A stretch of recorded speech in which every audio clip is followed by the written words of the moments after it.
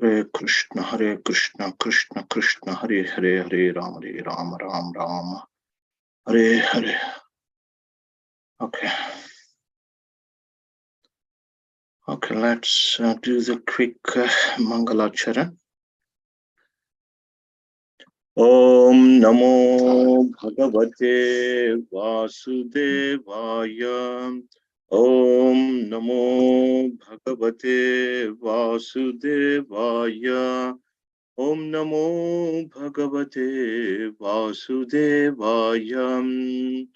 Om Ajnanatimirandasya Jnananjana Shalakaya Chakshurunmilitam Yena Tasmai Shri Gurave Namaha.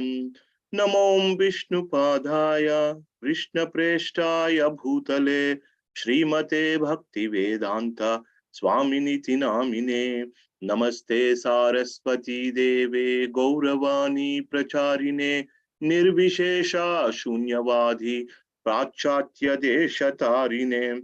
Jai Shri Krishna Chaitanya Prabhu Nityananda Shri Advaita Gadadhara Shrivasadi Gaura Bhakta Vrinda. Hare Krishna, Krishna Krishna, Hare Hare, Hare Rama, Rama Rama, Hare Hare. Hare Krishna, please. Thank you very much for joining this Thursday class today. So today we will be reading and discussing chapter 15 of 4th canto. If you could kindly, raise your hand. If you are in a position to read, then I can click accordingly. Okay, Meena Jetani Mataji. Okay, Padma Mataji.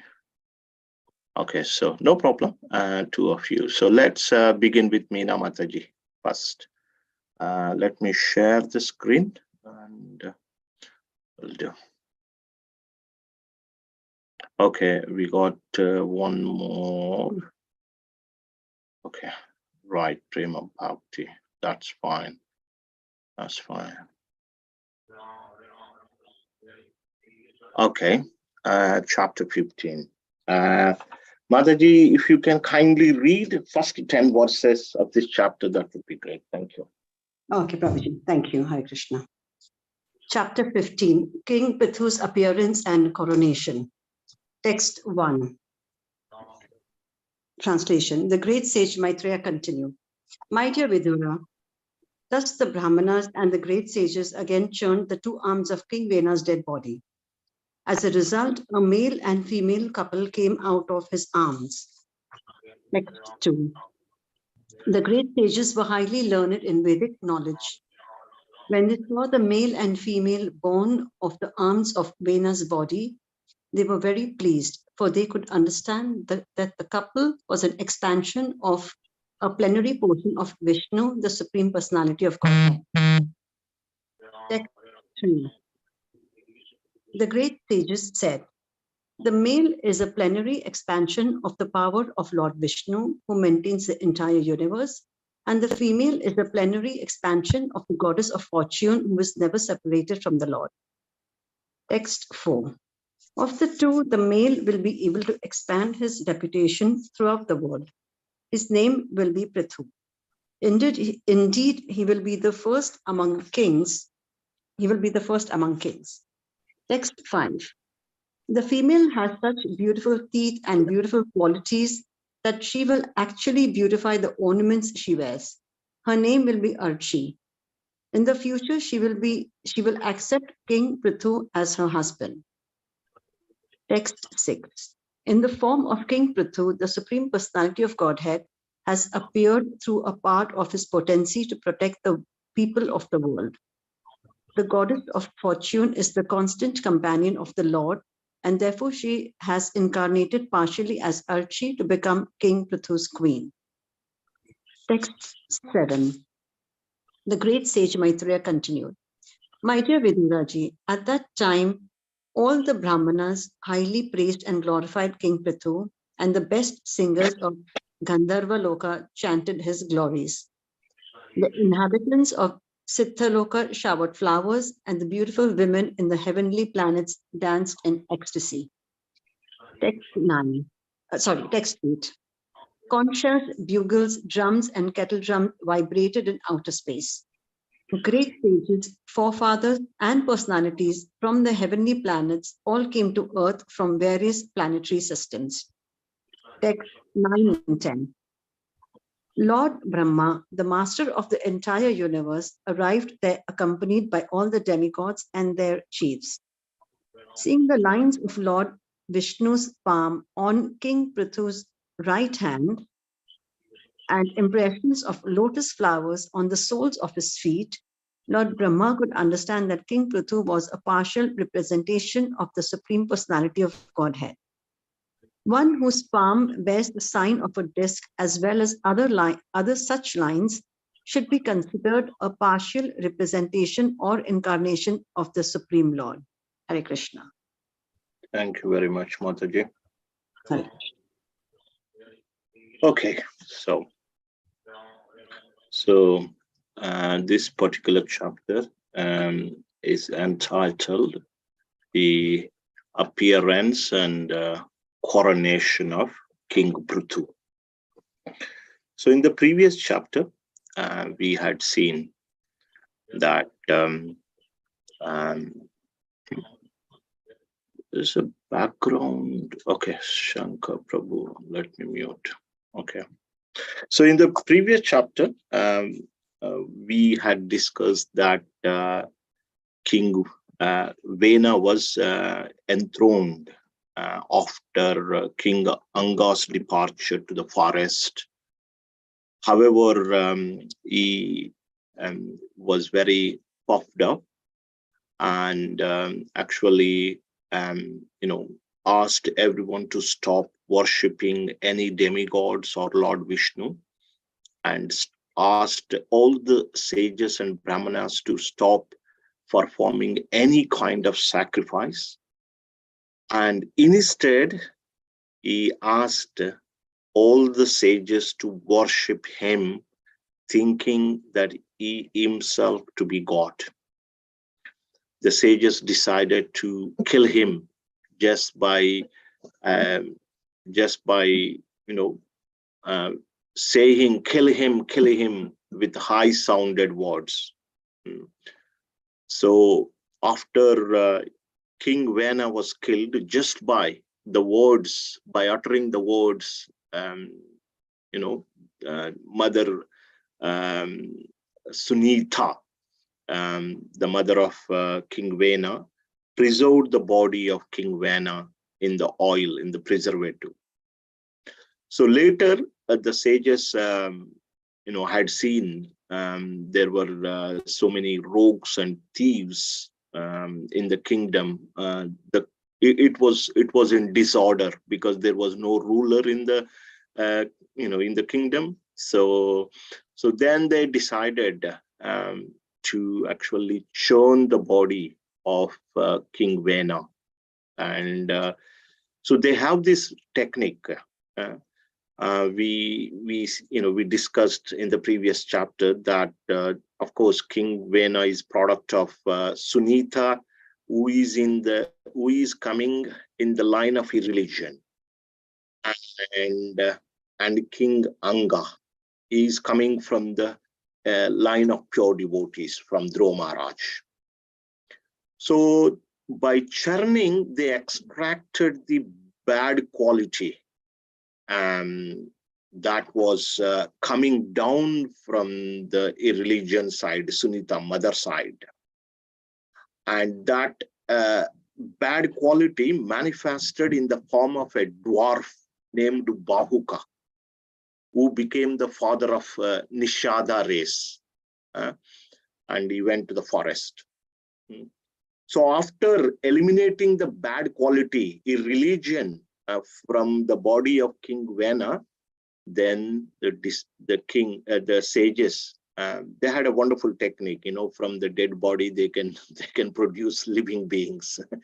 There is no need to have a union between a male and female and wait so long, but they had that wonderful technique in those days.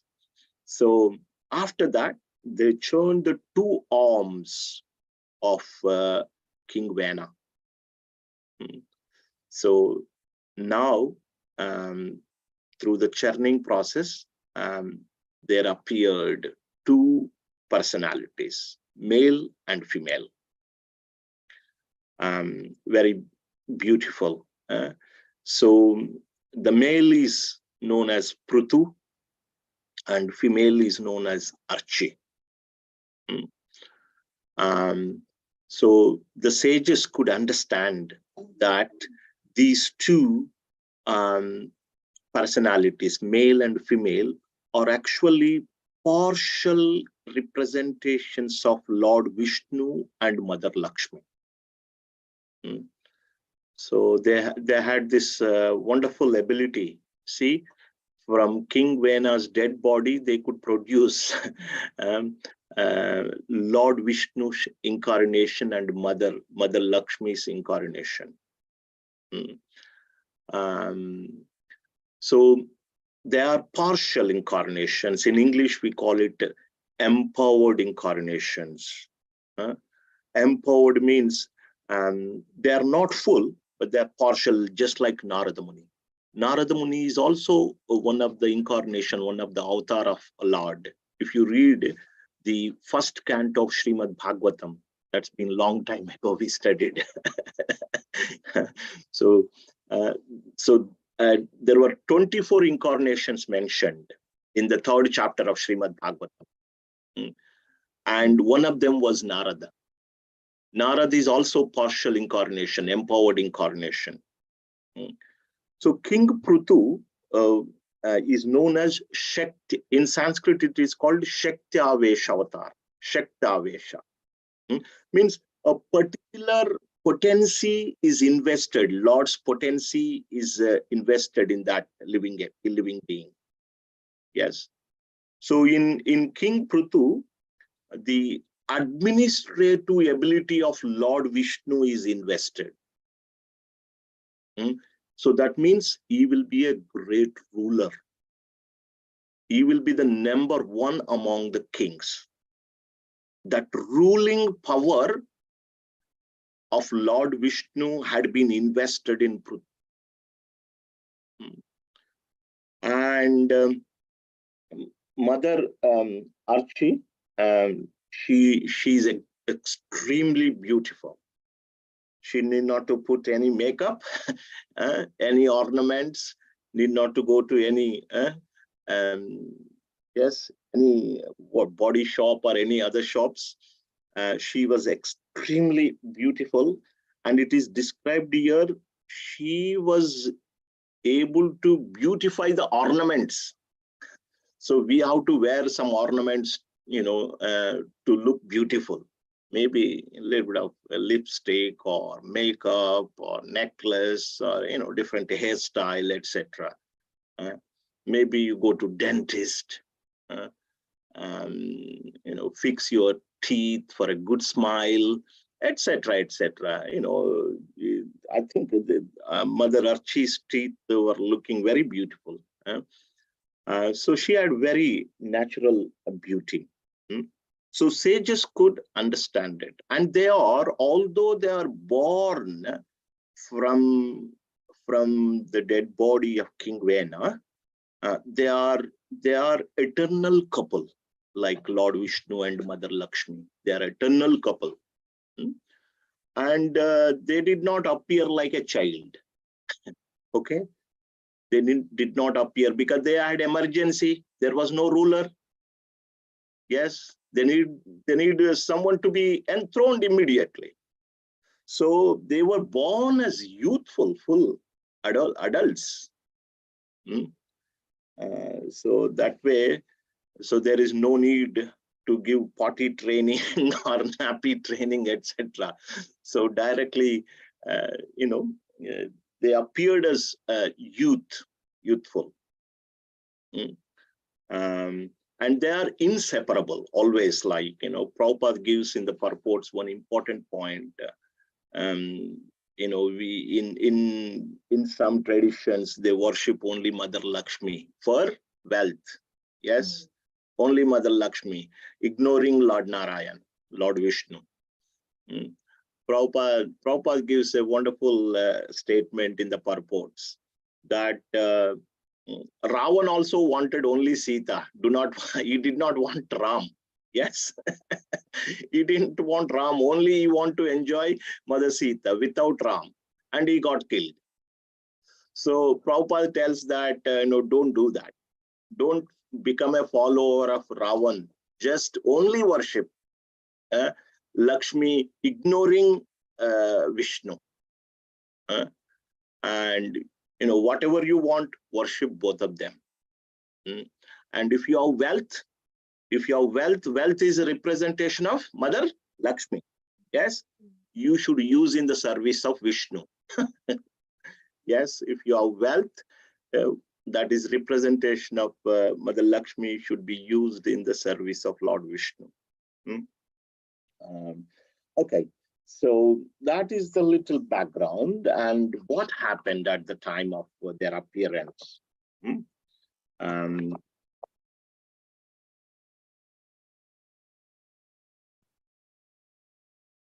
So as I mentioned, the King Prithu was empowered with administrative power. And he will be protecting the people of this world. And there was when King Prithu and Mother Archie appeared, there was great jubilation. There were praises. The Brahmanas praised Gandharvas, Siddhas, and Apsaras. They danced in ecstasy and they praised the glories of King Prithu and Mother Archie. And there were auspicious sounds, conch shell, bugle, drums, kettle drums, and so like that, there was great jubilation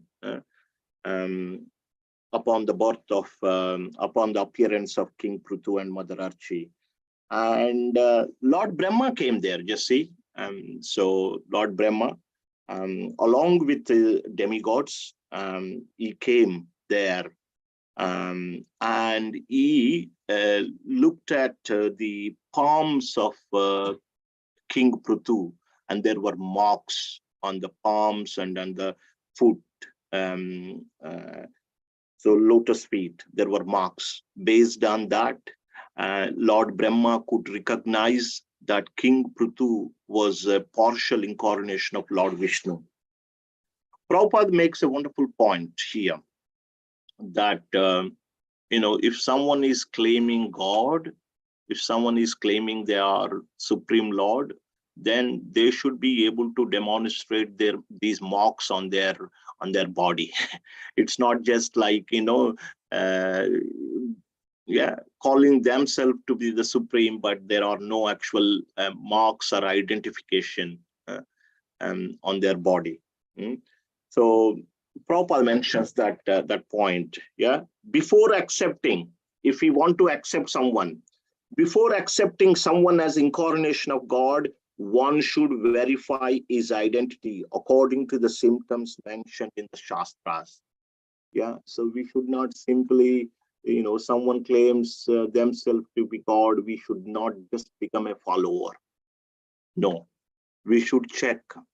We should verify the identity based on the symptoms mentioned in the scriptures. That is the point that we should learn. We should not just go and worship anyone and everyone. Prabhupada mentions in India, at any time, you don't find a problem of finding dozen people claiming to be God, 1 dozen minimum. So our Gita Jayanti is coming up in a week's time, roughly. And Lord Krishna showed universal form to Arjun, and Acharyas tell us 2 reasons. So if anyone claims God, if anyone claims themselves to be God, then they should show the universal form. Number one. Number two, Krishna is also demonstrating that he is the supreme by showing that universal form to Arjun. So these are the two reasons that Krishna, our acharyas explain. So the point for us is here that we should not simply accept anyone and everyone to be God without verifying according to the scriptures. Okay, so let's move on to the next part from text 11 to 20. So let's see. Prema Bhakti Prabhu, would you like to read? You haven't read for a while. Are you in a position to read? Okay, he's not there. Yes. Oh, yes, is there. Okay. Yeah.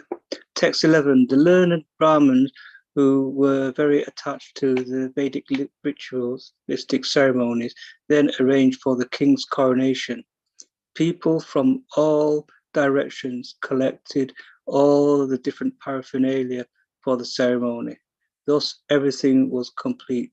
Text 12. All the rivers, seas, hills, mountains, serpents, cows, birds, animals, heavenly planets and earthly planets, and all other living entities collected various presentations according to their ability to offer the king. Text 13. Thus the great King Prithu, exquisitely dressed with garments and ornaments, was coronated and placed on the throne. The king and his wife Archie, who was also exquisitely ornamented, appeared exactly like fire. Text 14. The great sage continued, my dear Vidura, Kuvera presented the great King Prithu with a golden throne, and demigod Varuna presented him with an umbrella that constantly sprayed fine particles of water and was as brilliant as the moon. Text 15. The demigod of air, Vayu, presented King Prithu with 2 whisks, chamras, of hair. The king of religion, Dharma, presented him with a flower garland which would expand his fame. The king of heaven, Indra, presented him with a valuable helmet, and the superintendent of death, Yamaraj, presented him with a scepter with which to rule the world. Text 16, the Lord Brahma presented King Prithu with a protective garment made of spiritual knowledge. Bharti Sarasvati, the wife of Brahma, gave him a transcendental necklace. Lord Vishnu presented him with a Sudarshana disc, and Lord Vishnu's wife, the goddess of fortune, gave him imperishable opulences. Text 17, Lord Shiva presented him with a sword within a sheath marked with 10 moons, and his wife, the goddess Durga, presented him with a shield marked with 100 moons. The moon demigod presented him with horses made of nectar, and the demigod Vishwakarma presented him with a very beautiful chariot. Text 18, the demigod of fire, Agni, presented him with a bow made of the horns of goats and cows. The sun god presented him with arrows as brilliant as sunshine. The predominating deity of Burloka presented him with slippers full of mystic powers. The demigods from outer space brought him presentations of flowers again and again. Text 19, the demigods who always travel in outer space gave King Prithu the arts to perform dramas, sing songs, play musical instruments, and disappear at his will. The great sages also offered him infallible blessings.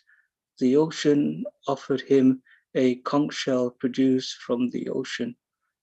Text 20, the seas, mountains, and rivers gave him room to drive his chariot without impediments, and a Sutta and Magda and Bandi offered prayers and praises. They all presented themselves before him to perform their respective duties. Thank you very much. Hare Krishna. Bhakti Prabhu, thank you.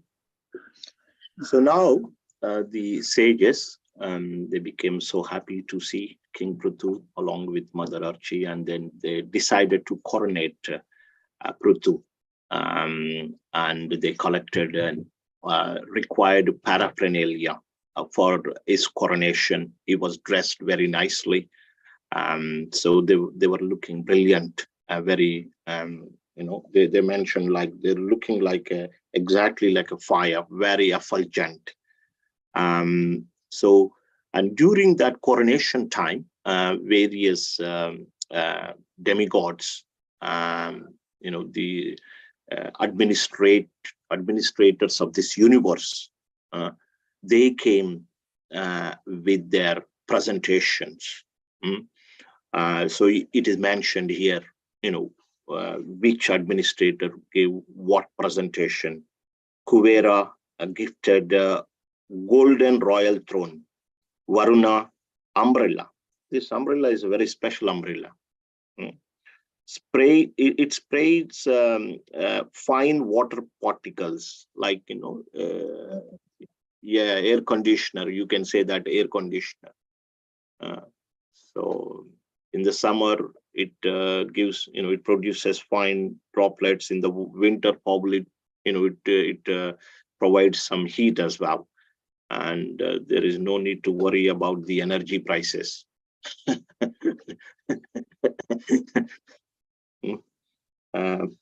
Vayu gave him 2 chamaras. Dharma, religion, god of religion, gave flower garland, and Lord Indra gave excellent crown. Yamaraj gave the punishing rod. Brahma gave him fine armor made up of spiritual knowledge. Brahma's wife, here she is mentioned as Bharati. Yes, Saraswati, she gave a transcendental necklace. So we have necklace as well, Tulsi beads. This is good. This is transcendental as well. And Lord Hari gave Sudarshan disc. Prabhupada writes in the purport, this Sudarshan disc is not exactly Sudarshan disc that Lord Krishna and Lord Vishnu holds. It will be slightly less powerful than that Sudarshan disc. And then Lakshmi gave imperishable opulences. Lord Shiva gave him sword, and his wife Durga gave him shield. Soma, the moon god, gave him horses made of nectar. Vishwakarma gave him beautiful chariot. Agni gave him a bow, and sun god gave him arrows as brilliant as sunshine. Mother Bhumi, Mother Earth, gave him slippers with mystic power. If you wear those slippers, Bhumi. Bhumi, Mother Bhumi, gave him slippers, these, with mystic power. Prabhupada writes in the purport that if you wear them, you can go anywhere. So that means there is no pollution. Environment is safe and good for your pocket and also planet. We should get one of those slippers. And what else? Demigods showered flowers again and again. There are special beings called Kechara. They taught him the art of drama, singing, music, etc. And the sages present there gave him infallible blessings. Ocean gave him conch, because conchs are produced in ocean. Seas, mountains, and rivers, they give the way. That means there is no problem. When he is on the chariot, no problem. There is no bridge required. Yes. So you can fly through the ocean, river, or mountain, no hindrance at all. So very interesting, if someone gives you all this these days, they would put it on the Facebook, social media, Instagram, to show that, I've got these many gifts. They would have taken many photos with Indra, Chandra, Brahma, Saraswati, Lord Vishnu. They would have taken photos and put it on Facebook and Instagram, and they would have probably got, would get so many likes. Okay, so, but there are a couple of things for me from these things is that one is, sage's blessings. So whenever there is an occasion, we should seek the blessings of Vaishnavas. Ideally, this ceremony should be conducted in the midst of Vaishnavas, devotees, and always seek the blessings. Any occasion, whether it's birthday or marriage ceremony, any other occasion that you want to celebrate, we should celebrate in the assembly of among devotees. And other thing is that all these other demigods, they are kind of doing service to by offering gifts. Does he require gifts? He's a partial incarnation of Lord Vishnu. He doesn't, but it's like a service, like when Vamandev appeared to Aditi and Kashyapa. This comes in the 8th canto of Srimad Bhagavatam. Same, a big list is mentioned. So I think, if I remember well, Mother Durga Parvati gave him the sacred thread, like that. So a big list is mentioned. It's a wonderful opportunity to render some service. What can we give to the Lord? What can we give? What gift can we give? Anyone? What gift can we offer to the Lord? Your service, our devotional service. Nothing, Prabhu. We can offer nothing to him. Everything belongs to him. Love. We can offer love, Prabhuji. We can offer love. And someone said service. Who said the service? Who said the service? I'm Sini Sati Devi Dasi. Sorry, I'm late. No. Don't worry. You are sincere. Even if you're late, you always attend. Don't worry. And someone says love. And our Manjula Mataji says that nothing we can offer. But yes, like, once I heard in the class that Krishna has everything. He lacks one thing. He lacks our love. He has everything. He has everything, but he lacks our love. And so we can, yes, everything belongs to him, but we can just offer it back. Just like, when someone goes to worship Ganga, after getting into Ganges river, they take some water and put it back in the river itself. Offer, they take water from Ganga and offer it back to Ganga. That's right. So nothing is ours, but at least this body is Krishna's, time is Krishna's, family is Krishna's, wealth is Krishna's, everything, our ability, whatever little ability we have is Krishna's. We should offer them back. So that is the gift that we all can offer. And the simplest thing in Kali Yuga is this chant with love. Hare Krishna, Krishna Krishna, Hare Hare, Hare Rama, Rama Rama, Hare Hare. It is said that we can chant in front of Gauranitai. And they will be very pleased to hear our chanting. that will be very pleasing to them. Okay, so next we'll move on to the final section. This is a short chapter, 26 verses. But the next section is very important. So I will now request, I will give chance to Bhuvaneshwari Mataji, because the others are regular, they get opportunity on a regular basis.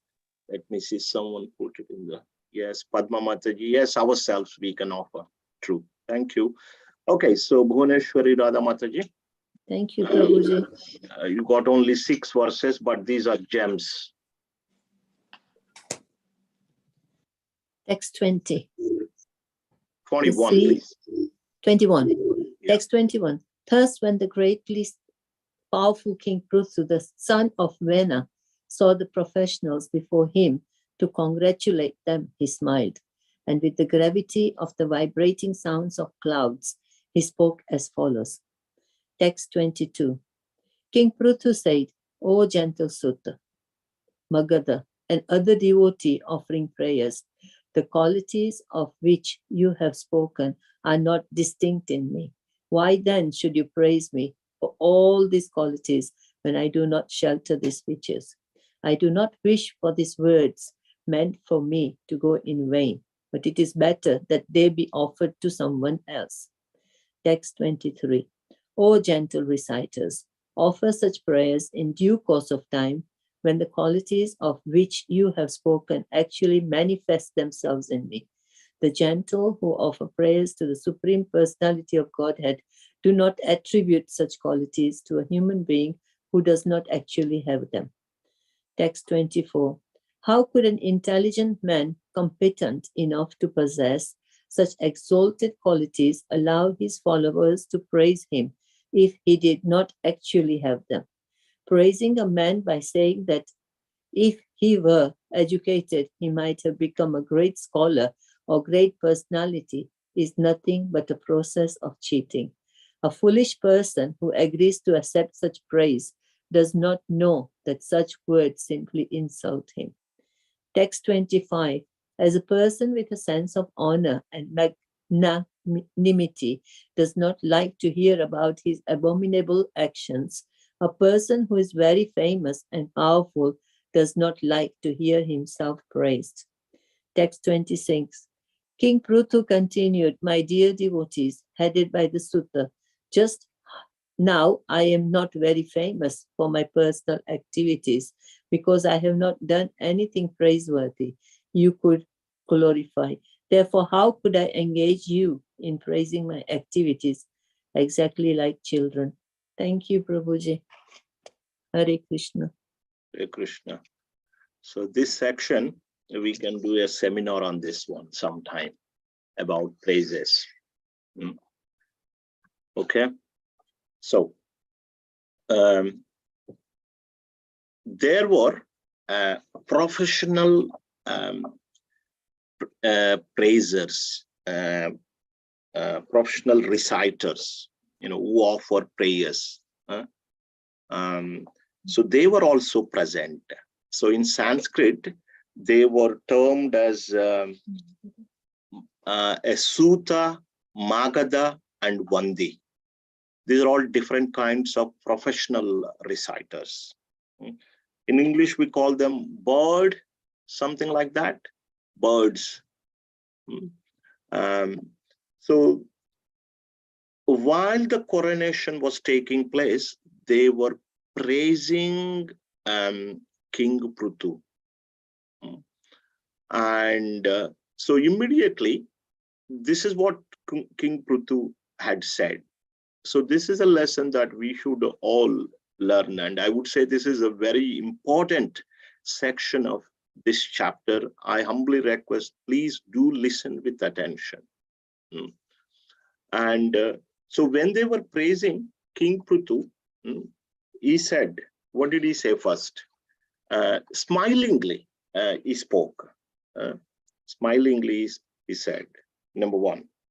So first he said that I have not yet displayed these qualities. Why are you praising me? Okay. If you say I'm great, I'm a great administrator, I'm kind. All these qualities that you are going to, that you are saying, I am not manifested yet. I have just appeared, and you're praising.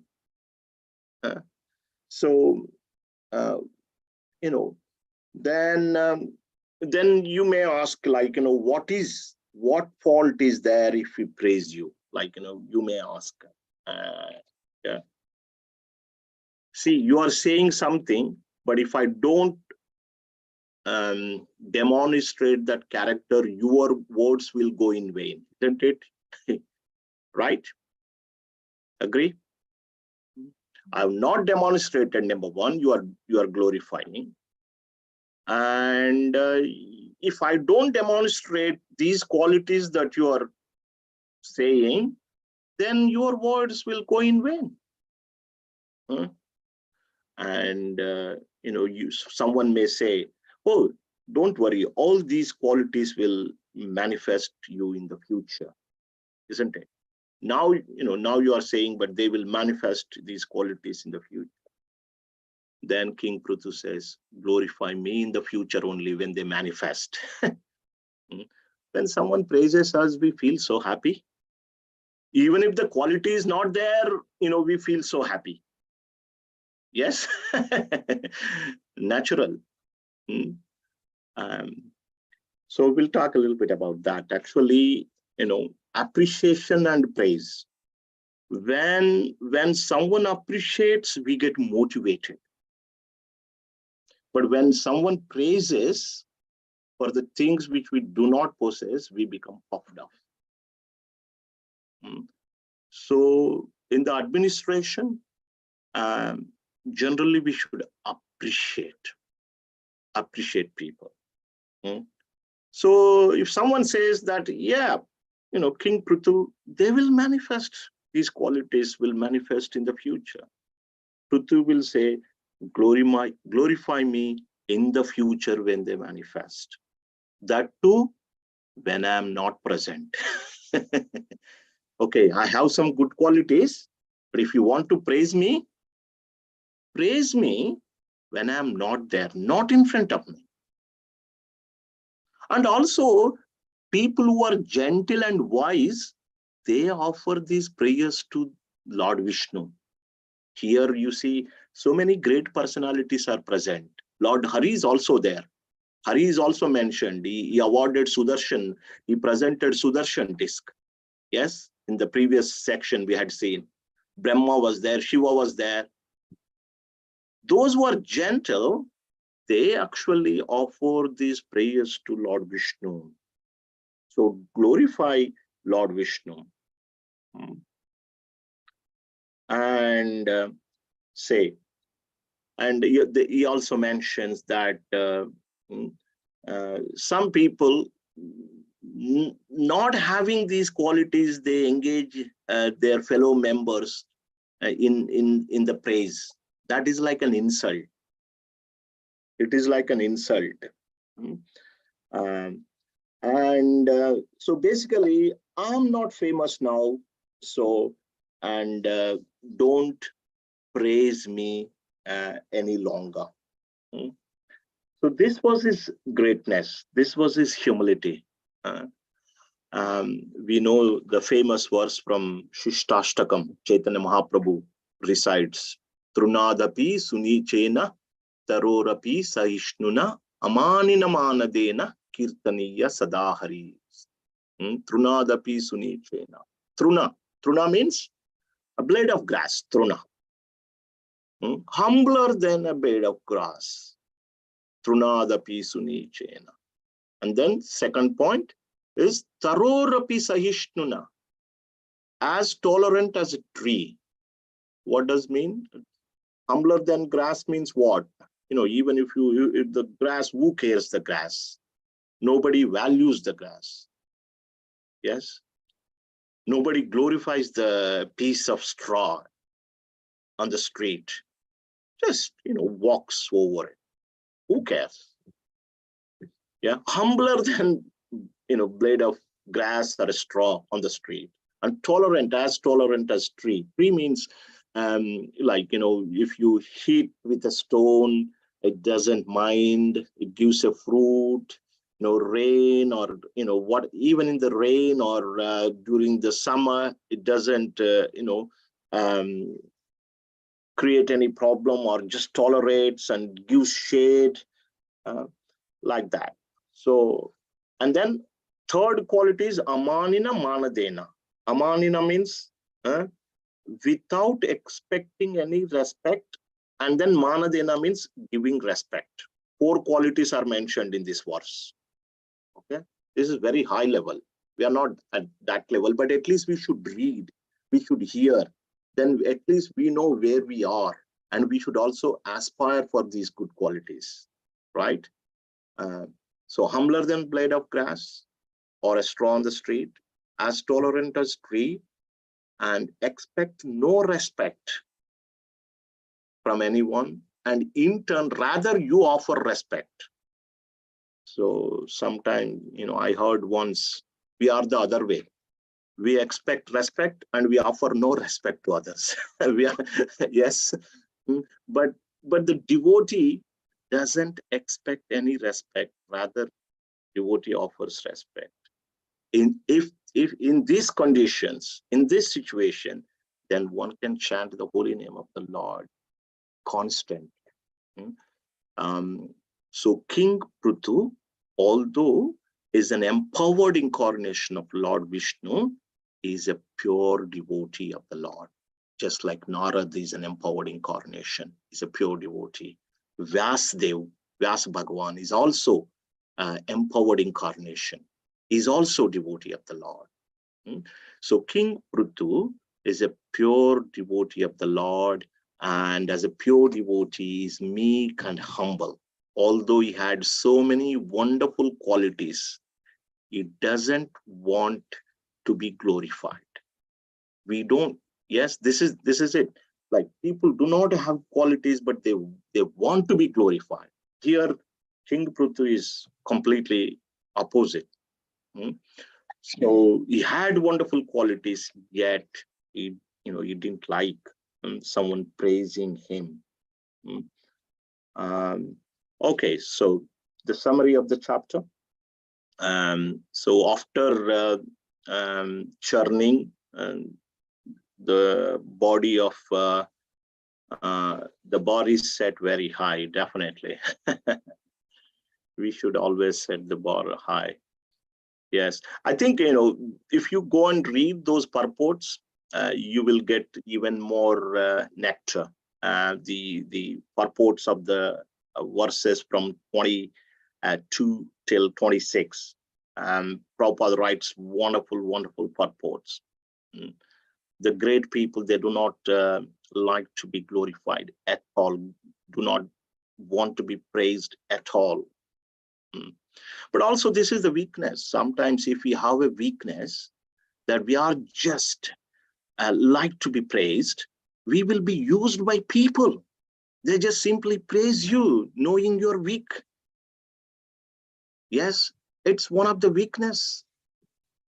So they'll easily, like, those who are managers, leaders, they will exploit you. Simply just praise. Okay, so in the previous chapter, we had seen that they churned the body of King Vena and extracted the irreligious portion from his body in the form of Bhavuka, who became the king of Nishada race, went to the forest. Later, the sages churned the arms, 2 arms of King Vena, and then that resulted in the appearance of King Prithu and Mother Archi. They are partial incarnation of Lord Vishnu and Mother Lakshmi. Although they appeared, but they appeared together. They are eternal couple. They are never separated. One should not just only worship Lakshmi, ignoring Lord Vishnu. We should worship both. And the King Prithu is an empowered incarnation in which the ruling power has been is empowered with ruling power. So he'll be the king of kings. He'll be the best among the kings. And yes, so after at the time of his appearance, there was so much jubilation. And later, sages arranged for his coronation. During the coronation, various demigods, the administrators of this universe, came with presents and gifted and offered those presents to King Prithu. And among them, there were professional reciters. They are called Suta, Magadha, and Vandi. They were praising Prithu Maharaj, and Prithu Maharaj said that don't praise me now, because I've not demonstrated these qualities. So do not praise me now. If you praise me now, and if I don't demonstrate later, your words will go in vain. If you want to praise when these qualities are manifested. Also in my absence, not in front of me. Ideally, you should praise the Supreme, not me. Some cheap people, they allow their followers to praise them, although they do not have qualities. So we must say, someone sometimes praises us, we must say, if we do not possess this quality, we must openly say, please do not do that to me, because I really do not possess that quality. Yes, that's what we should do, seriously. And so that's where the chapter ends, and we'll stop here. Any comments, any questions, any corrections? Okay. Looks like everyone seems to be peaceful after hearing this chapter. Just a reflection, Prabhuji, if I might, if I may. So our work, everything we do, we are offering, or we are expected to offer the results to Krishna. That's how we do not get that baggage of either good karma or bad karma. But if we have an expectation of praise from what we are doing, then that cannot be good for your progress, isn't it? Sure. Agree. Yeah, thanks for your reflection, Mataji. Totally agree. And yes, we may not possess this quality, but we should aim for this quality. That is always, because we are like air is human, and that's why we should hear. First of all, people don't hear. If you hear, then we know what is there in the scripture. I have seen, to be honest with you, those who do not hear, they are weak devotees. I have seen personally. I must tell you. If you want to become strong, you must hear on a regular basis. By hearing, we know where we are actually, and we know how to advance further. So hearing is very key. And how should we hear? 4 things. Hearing. Hear from the right source. Hear with faith. Hear regularly and always. And then when we hear, we should take the matter seriously. This is 4th one is very important. When we hear Srimad Bhagavatam or Bhagavad Gita, that we have to take the matter seriously. What does it really mean? What does it mean, take the matter seriously? Have faith in it and believe in what's and then reflect also. Also, we have to reflect on it. Okay, today we talked about this praise. How we should, handle the praise. Then, when that situation comes, we should reflect on it and put that into our life. We should try and put these principles, means basically practice it, isn't it? Try and practice to our level best. So that means not only here, but our endeavor should be there as well. When we hear, that is called swacheshtitam, taking the matter seriously. Otherwise, we just come to temple for some sangha, we just associate and, just rather than, just it becomes a socialization rather than a real sangha, devotee sangha. But we should check on a weekly basis, monthly basis, yearly basis. Where was I in the month, last month, where I am now? And where was I in the previous year, where I am now? What kind of association I'm seeking? Am I progressing myself? Am I following the instructions set forth by the acharyas? Am I reading the books? Am I hearing?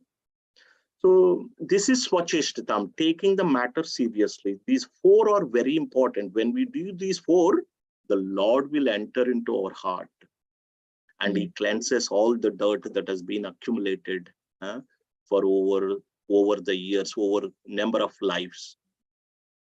But Prabhuji, what do we do when we realize we have more demonic, or at least I realized I have more demonic features, more rajas and tamas, and there is so much to change, so much to learn.